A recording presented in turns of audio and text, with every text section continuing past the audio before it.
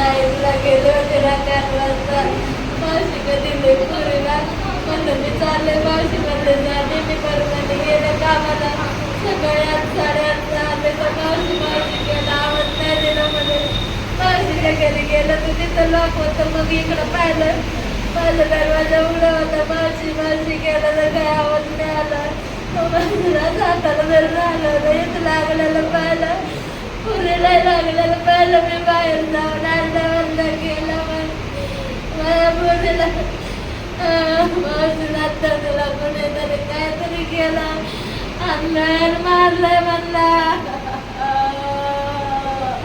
नेमकं तुमचं कुणाची वाद होता का? ही घटना तुमच्या घरात घडली की मावशीच्या घरात घडली? आमच्या घरात माझ्या घरात. तुमचं काही कुणाची वाद वगैरे होतं का? कुणावर संशय आहे का? काही कुणाची भांडण वगैरे झालते का काही? नाही झाले.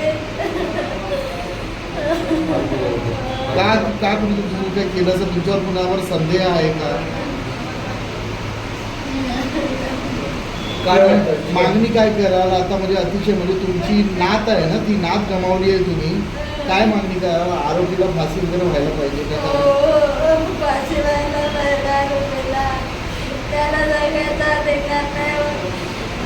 एवढी केली तिला.